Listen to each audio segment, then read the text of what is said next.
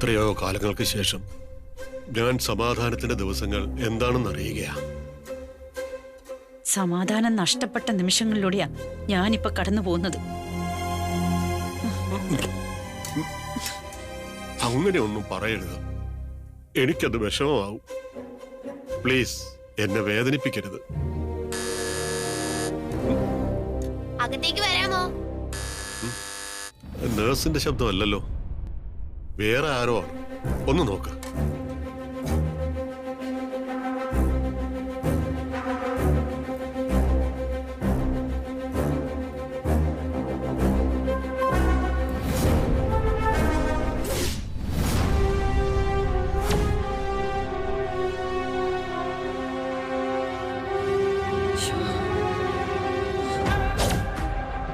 മീനൂട്ടി,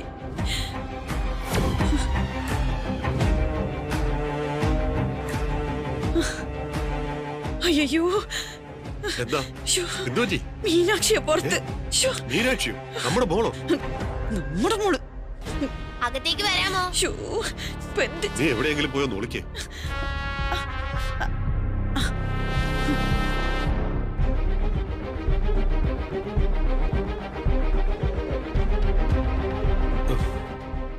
വരാം.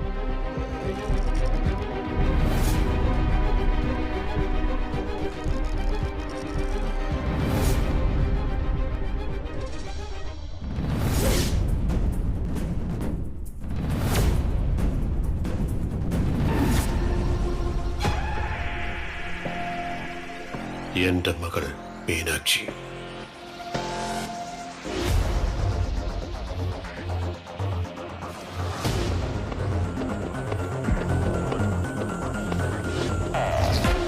അങ്കിളെ good morning. Good morning uncle. Good morning. ഞങ്ങൾ നേച്ചർ ക്ലബ് എന്ന പേരുള്ള സംഘടനയിൽ നിന്ന് വരിക. ബ്ലഡ് ഡൊണേഷൻ, ചാരിറ്റി ഇതൊക്കെ ചെയ്യുന്നുണ്ട്. അത് കൊള്ളാലോ. പിന്നെ സിറ്റി ഹോസ്പിറ്റലിലാണ് ഞങ്ങളുടെ വർക്ക്. PROയിൽ നിന്ന് സ്പെഷ്യൽ പെർമിഷൻ എടുത്തിട്ടുണ്ട്. പേഷ്യൻസിനെ വിസിറ്റ് ചെയ്ത് ഞങ്ങളുടെ ഹെൽത്ത് പ്രോഡക്ട്സ് കൊടുക്കാൻ വേണ്ടിയിട്ട്. കൊള്ളാം. നിങ്ങളെ പോലുള്ള ചെറുപ്പക്കാർ ഇത്തരത്തിൽ ചിന്തിക്കുന്നത് തന്നെ ഒരു മഹത്തായ കാര്യമാണ്. തെർമോമീറ്റർ ഉൾപ്പെടെ ചില ഉപകരണങ്ങൾ അടങ്ങിയ ഹെൽത്ത് പാക്കറ്റാ ഓരോ പേഷ്യൻസിനും കൊടുക്കുന്നത്. അത് കൊള്ളാം. അങ്കിൾ ഇത് ഏറ്റുവാങ്ങണം. തീർച്ചയായും. പേഷ്യൻസിന്റെ വിവരങ്ങൾ ഞങ്ങൾ നോട്ട് ചെയ്യാറുണ്ട്. ബുദ്ധിമുട്ടില്ലെങ്കിൽ അങ്കിളുടെ പേരൊന്ന് പറയാമോ?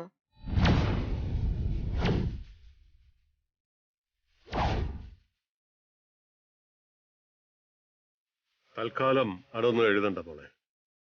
നീ എഴുതണമെന്ന് നിർബന്ധമാണെങ്കിൽ ഊരും പേരും ഇല്ലാത്തവൻ അങ്ങനെ എഴുതിയാ മതി. അയ്യോ, അതെന്താ അങ്കിളെ അങ്ങനെ പറഞ്ഞത്? അങ്കിളിന് വീട്ടുകാരും ഇല്ലേ? ഉണ്ട്. എനിക്ക് മോളെ പോലൊരു മോളുണ്ട്.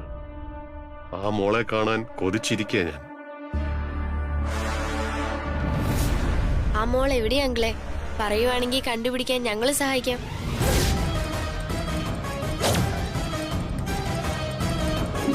അതെ അങ്കിളെ, എന്താണ് പ്രശ്നമെന്ന് പറഞ്ഞാൽ ഞങ്ങൾ ഇടപെടാം. വേണ്ട, ആ മോളെ ഞാൻ കാണുന്നുണ്ട്.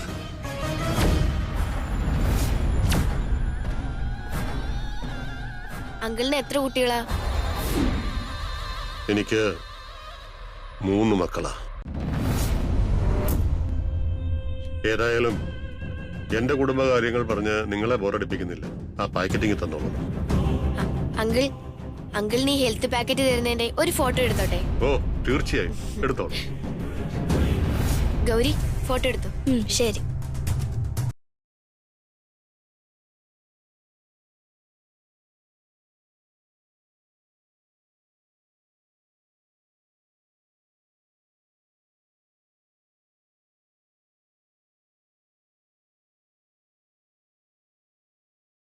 മിടുകയാവും മോള്, മിടിക്കുക. നന്നായി വരട്ടെ.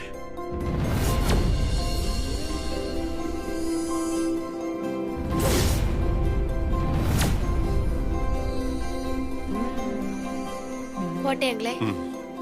All the best.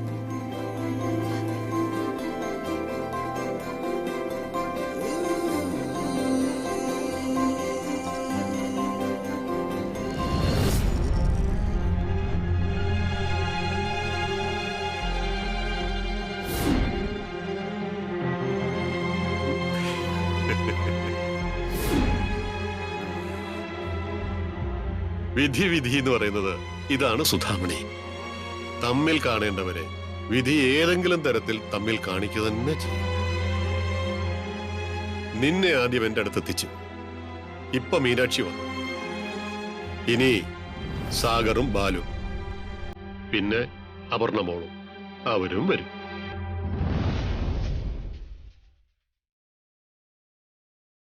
അപർണ മോൾക്ക് നിന്നോട് സ്നേഹമാണല്ലോ അല്ലേ സുധാമണി?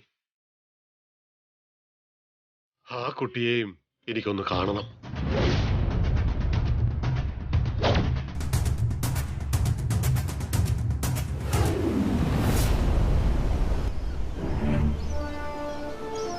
എന്താ സാർ അത്യാവശ്യമായി കാണണമെന്ന് പറഞ്ഞത്? അതും ഇവിടെ ഈ ബീച്ചില്? കടൽ പണ്ട് മുതലേ എൻ്റെ വീക്ക്നെസ്സാ. മനസ്സ് വല്ലാണ്ടായിരിക്കുമ്പോൾ ഞാൻ ഇടയ്ക്ക് ബീച്ചിൽ വരും. അടുത്ത നിമിഷം ഫ്രഷ് ആവും. പുതിയ ആശയം കിട്ടണമെങ്കിലും എനിക്ക് പലപ്പോഴും ബീച്ചിൽ വരണം. ഇന്നും ഒരു സൂപ്പർ ഐഡിയ കിട്ടി. അത് കമ്പനി CEO ആയ താനുമായിട്ടും കൂടി ഷെയർ ചെയ്യേണ്ടതാ. അതിനാ തന്നെ ഇങ്ങോട്ട് വരുത്തിച്ചത്. എന്താ ഐഡിയ സാറേ കിട്ടിയത്? അപർണയെ നേടിയെടുക്കാൻ വേണ്ടി ഞാനൊരു ചതുരംഗ കളി നടത്തുന്നതെന്ന് തന്നോട് പറഞ്ഞിട്ടുണ്ടല്ലോ. ആ അതെ. ഓരോ കരുക്കളെയും വെട്ടി വെട്ടി അവസാനം ഞാൻ രാജാവിനെയും വെട്ടി റാണിയെ പൂട്ടും. പുതിയ കളി. ആ സാറ് പറഞ്ഞിട്ടുണ്ട്. എന്റെ ഗെയിം മുന്നോട്ട് കൊണ്ടുപോകാൻ അടുത്തൊരാളെ വെട്ടാനുള്ള സമയമായി. ബാലുവിനെ പിരിച്ചുവിടുകയാണോ സാറേ? അത് വേണോ? അയാളെ മറ്റേതെങ്കിലും ഓഫീസിലേക്ക് മാറ്റിയാ പോരെ? പാവം, എത്രയോ കാലമായി കമ്പനിക്ക് വേണ്ടി വർക്ക് ചെയ്യുന്ന ആളാ. എടോ CEO, വെട്ടേണ്ട സ്ഥാനത്ത് വെട്ടേണ്ടവരെ കൃത്യമായി വെട്ടിയില്ലെങ്കിൽ നമ്മൾ കളി തോൽക്കും. ടെർമിനേഷൻ ലെറ്റർ ഞാൻ തയ്യാറാക്കി കഴിഞ്ഞു.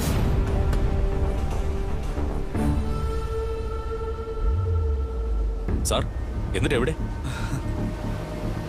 ദാ, സാറേ ഈ വിഷമം പിടിച്ച കാര്യം എന്നെ ഏൽപ്പിക്കരുത്. സാറ് തന്നെ കൊടുത്തേക്ക്. താനതൊന്ന് നോക്ക്.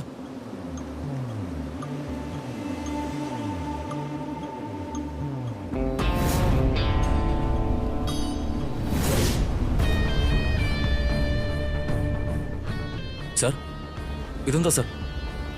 സാർ പേര് തെറ്റിപ്പോയോ? ഇത് എന്റെ പേരാ കിടക്കുന്നത്. സാറ് പറ്റിക്കുകയാണോ? എനിക്കങ്ങനെ തെറ്റ് പറ്റാറില്ല. ഈ രീതിയിൽ ഞാൻ ആരെയും പറ്റിക്കാറുമില്ല. കത്തിൽ കാണുന്നത് സത്യവാ. തന്നെ പിരിച്ചുവിടുക. അതാണ് എന്റെ ഗെയിം പ്ലാൻ, എന്റെ next move. Sir sir please, ഞാൻ കമ്പനിയിൽ ആത്മാർത്ഥമായിട്ടാണ് വർക്ക് ചെയ്തിട്ടുള്ളത്. അതെ, താൻ എപ്പോഴും ബോസിന്റെ വിശ്വസ്ത ദാസനായിരുന്നു. ഇപ്പോഴും അങ്ങനെ തന്നെ വേണം. ഒരക്ഷരം മിണ്ടാതെ കമ്പനിയുടെ പടി ഇറങ്ങണം. സാർ സാർ എന്റെ ഭാഗത്തു നിന്ന് ഒരു തെറ്റുപോലും ഇതുവരെ സംഭവിച്ചിട്ടില്ല. എനിക്കൊന്നും മനസ്സിലാവുന്നില്ല സാർ. എന്നെ ചതിക്കരുത് സാർ, പ്ലീസ്. ദയവ് കാണിക്കണം. തനിക്കുള്ള സാലറി ബാലൻസ്, മറ്റ് ആനുകൂല്യങ്ങളൊക്കെ ഇന്ന് തന്നെ തന്റെ അക്കൗണ്ടിൽ വരും. അതാ തന്നോട് ഞാൻ കാണിക്കുന്ന ദയവ്. നീ ഇത്രയ്ക്ക് ക്രൂരനായിരുന്നു. നിനക്ക് വേണ്ടി ഞാൻ എന്റെ ആദർശം മാറ്റിവെച്ച് പലപ്പോഴും ഞാൻ കൂടെ നിന്നു. എന്നെ നീ കണ്ണിച്ചോരയില്ലാതെ പിരിച്ചുവിട്ടല്ലേ? ഇല്ലടാ, ബാലുവിനെയും അപർണയും തമ്മിൽ തെറ്റിക്കാനും പിരിക്കാനും ഞാൻ സമ്മതിക്കില്ലടാ. ഒക്കെ ഞാൻ അവരോട് പറയും.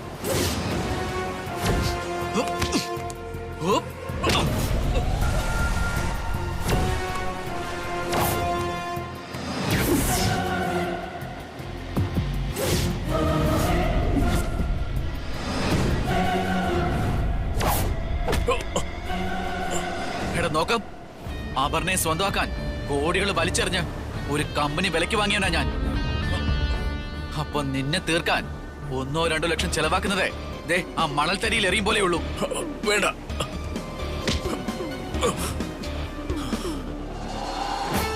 നീ എന്റെ ഷർട്ടിൽ കുത്തിപ്പിടിച്ചത് പരിസരം മറന്ന് ചെയ്തതാണെന്ന് എനിക്കറിയാം. ഇപ്പൊ കാര്യങ്ങൾക്കൊരു തെളിച്ചം കിട്ടിക്കാണും. ഇപ്പൊ സ്വബോധത്തോടെ എന്റെ കുത്തിനൊന്ന് പിടിച്ചേ. പിടിയടാ. വേണ്ട വേണ്ട, ഞാൻ പൊക്കോളാം. കമ്പനിന്ന് ആര് വിളിച്ചാലും സ്വന്തം ഇഷ്ടപ്രകാരം രാജിവെച്ചു. അങ്ങനെ വേണം പറയാൻ. അപർണയോടും ബാലുവിനോടും ഇവിടെ നടന്ന കാര്യങ്ങൾ പറയരുതെന്ന് ഞാൻ നിന്നോട് പറയുന്നില്ല. കാരണം നിനക്ക് ജീവനിൽ കൊതിയുണ്ടെന്നും അതുകൊണ്ട് തന്നെ നീ ഒന്നും പറയില്ലെന്നും എനിക്കറിയാം. അഥവാ പറഞ്ഞ അടുത്ത നിമിഷം നീ ഈ ലോകത്തുണ്ടായിരിക്കില്ലെന്ന് നിനക്ക് അറിയാവുന്നു എനിക്കറിയാം. ഞാൻ അതിനെക്കുറിച്ചൊന്നും മിണ്ടുന്നില്ല. അപ്പൊ എല്ലാം ഓക്കെ? ഓക്കെ. എന്നോട് ദേഷ്യമൊന്നുമില്ലല്ലോ? ഇല്ല. മിടുക്കൻ. അപ്പൊ ഇനി എന്റെ അടുത്ത കരുനീക്കം നീക്കാലോ? നടത്താം. എങ്കിൽ പൊക്കോ.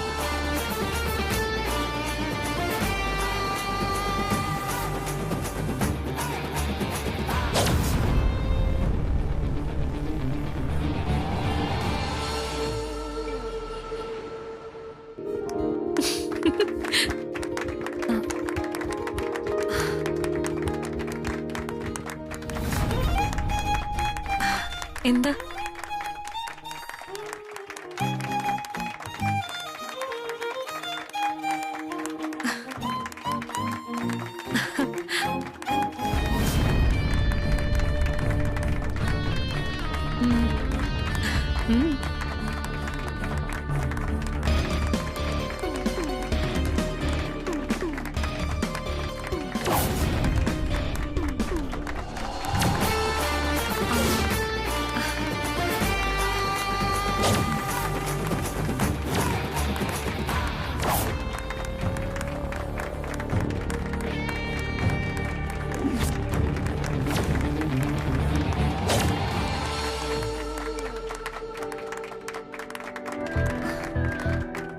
KE ഗ്രൂപ്പിന്റെ പുതിയ സിഇഒയ്ക്ക് എല്ലാവിധ ആശംസകളും.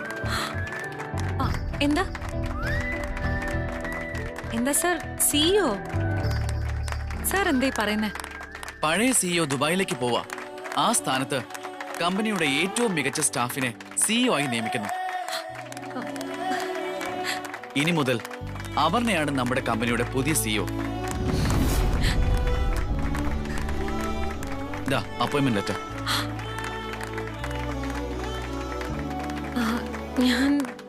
എനിക്ക് അപർണ അല്ലാതെ ഈ പദവിക്ക് യോഗ്യയായ മറ്റൊരു സ്റ്റാഫ് നമ്മുടെ കമ്പനിയിലില്ല. അപർണയിൽ കമ്പനി പൂർണ്ണ വിശ്വാസം അർപ്പിക്കുക. ഇനി മുതൽ അപർണയായിരിക്കും ഈ ഓഫീസിലെ അഡ്മിനിസ്ട്രേഷൻ ഹെഡ്. അപ്പോയിന്റ്മെന്റ്, ടെർമിനേഷൻ, അങ്ങനെ നിർണായകമായ എല്ലാ കാര്യങ്ങളും അപർണയായിരിക്കും ഇനി നോക്കുന്നത്. ഒരു വർഷത്തിനുള്ളിൽ ഈ കമ്പനിയെ അപർണ കേരളത്തിലെ ഒരു ലീഡിംഗ് കമ്പനിയാക്കി മാറ്റിത്തരണം. Sure sir, I'll do my best sir. അപ്പോ സിഇഒയുടെ കസേരയിലിരുന്ന് ഒപ്പിട്ട് ചാർജ് എടുത്തോളൂ. അപർണ വരൂ.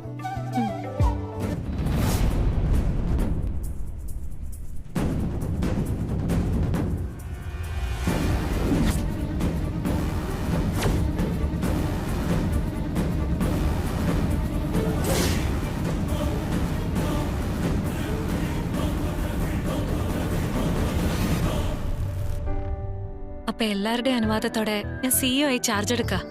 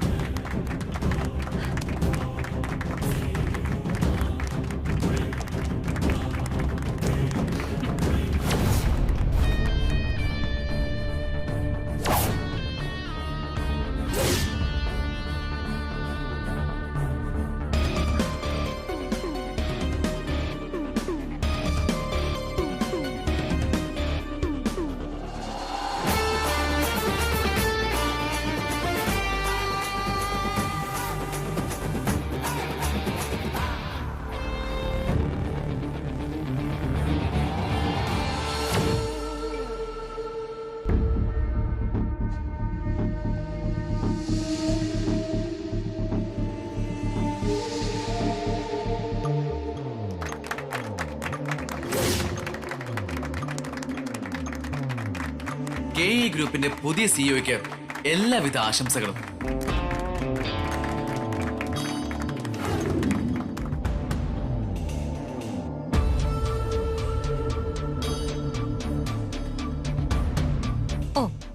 ഇവിടെ വന്നിരിക്കാണോ? എനിക്ക് തോന്നി ഇവിടെ എവിടെയെങ്കിലും തന്നെ കാണുമെന്ന്. ബാലുവിന്റെ അസുഖം എന്താന്നേ എനിക്ക് മനസ്സിലായി. മുമ്പ് ഓരോ പ്രാവശ്യവും ഇമാതിരി സിറ്റുവേഷൻ ഉണ്ടായി കഴിഞ്ഞാൽ ബാലു ശപഥം ചെയ്യും, ഇനി ഒരിക്കലും ആവർത്തിക്കില്ലാന്ന്. എനിക്ക് ഉറപ്പായി ബാലുവിനെ കൊണ്ട് ഈ കോംപ്ലക്സ് മാറ്റാൻ പറ്റില്ല.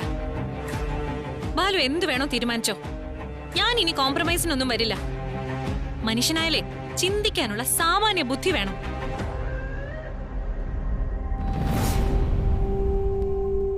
ഞാൻ എന്റെ ജോലി രാജിവെക്കാൻ പോവാ. അവന്റെ മുന്നിൽ ഇനിയും തോറ്റു കൊടുക്കാൻ വയ്യ. തന്നെ സിഇഒ ആക്കിയില്ലേ, അതെന്നെ തോൽപ്പിച്ചതാ. എന്നെ സിഇഒ ആക്കിയത് എങ്ങനെ ബാലുവിനെ തോൽപ്പിക്കലാവും? ആ, ഒന്നും അറിഞ്ഞൂടാത്ത പോലെ സംസാരിക്കല്ലേ അപ്പു. ഭാര്യ ഓഫീസിലെ ടോപ്പ്, ഭാര്യയുടെ വളരെ താഴെ ജോലി ചെയ്യുന്ന ഒരു ഭർത്താവ്. അങ്ങനെ ഒരു ഇമേജ് ഉണ്ടാക്കാൻ വേണ്ടി മാത്രം അവൻ തന്നെ സിഇഒ ആക്കിയത് പോലും. ഓ അങ്ങനെ. അപ്പൊ അതാണ് പ്രശ്നം. പോയിന്റ് അവിടെ കിടക്കാണ്. ഭാര്യയുടെ കീഴിൽ ജോലി ചെയ്യുന്നു എന്ന് പറയുന്നത് നാണക്കേട്. ഇപ്പോഴല്ലേ കാര്യം പിടികിട്ടിയത്. എന്താ അത് നാണക്കേടല്ലേ? ആ, നേരെ തിരിച്ചായിരുന്നെങ്കിലോ? ബാലു ചിന്തിച്ചു നോക്ക്, ഞാൻ ബാലുവിന്റെ കീഴിൽ ജോലി ചെയ്യുന്നു, അപ്പോഴോ? അപ്പൊ എനിക്ക് നാണക്കേടുണ്ടാവോ? ചോദിച്ചാൻ ഉത്തരം പറ ബാലു.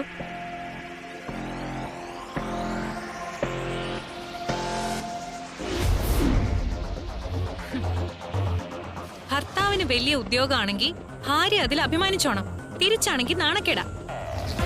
ഇത് ബാലുവിന്റെ മാത്രം കുഴപ്പമല്ല, ബാലു ഉൾപ്പെടെയുള്ള പുരുഷന്മാരുടെ മുഴുവൻ പ്രശ്ന. ഭാര്യയ്ക്ക് ഭർത്താവിനേക്കാൾ ഉയർന്ന ജോലി പാടില്ല, ഭാര്യയ്ക്ക് ഭർത്താവിനേക്കാൾ പൊക്കം കൂടാൻ പാടില്ല, ഭാര്യയ്ക്ക് ഭർത്താവിനേക്കാൾ പൈസ കൂടാനും പാടില്ല. ഭാര്യയുടെ പേരിന്റെ കൂടെ ഭർത്താവിന്റെ പേരും ചേർക്കണം, പക്ഷേ ഭർത്താവിന്റെ പേരിന്റെ കൂടെ ഭാര്യയുടെ പേര് ചേർക്കില്ല. ബാലു, മനസ്സൊന്ന് വിശാലമാക്ക്. ഭർത്താവിന്റെ ഉയർന്ന ജോലിയിൽ ഭാര്യ അഭിമാനിക്കുന്നത് പോലെ തിരിച്ചു അഭിമാനിക്കേ. അല്ലെങ്കിൽ ബാലുവും ഉയർന്ന ജോലി സമ്പാദിക്കാൻ നോക്ക്. ബാലുവിന്റെ ഈ കോംപ്ലക്സ് എന്തുകൊണ്ടാ ഉണ്ടാവുന്നതെന്നറിയോ? ബാലു ഇപ്പോഴും നമ്മള് രണ്ടുപേരെ രണ്ട് വ്യക്തികളായിട്ടാ കാണുന്നത്. പക്ഷെ ഞാൻ തിരിച്ചാ. ബാലു, അപർണ അങ്ങനെ രണ്ട് വ്യക്തികളല്ല, നമ്മൾ ഒറ്റ യൂണിറ്റാ. അപർണ എന്ന് പറയുന്നതേ ബാലുവും കൂടി ചേർന്നിട്ടാ. എന്നെ സംബന്ധിച്ച് അതങ്ങനെ തന്നെ ആയിരിക്കും മരിക്കുന്നത് വരെ. പക്ഷെ ബാലുവിന്റെ മനസ്സിൽ നമ്മൾ വേറെ വേറെ നിൽക്കുക. അല്ലായിരുന്നെങ്കിൽ ഞാൻ സിഇഒ ആകുമ്പോ അത് ബാലുവിന്റെ കൂടെ നേട്ടമാണെന്ന് പറഞ്ഞ് ബാലു സന്തോഷിക്കുമായിരുന്നു.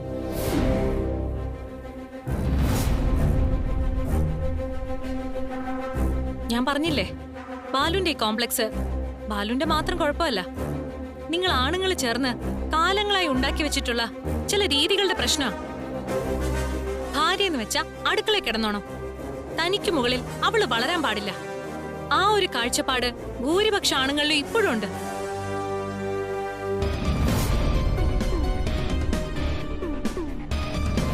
ഞാൻ പറയുന്നത് വല്ലതും തലേ കയറിയോ?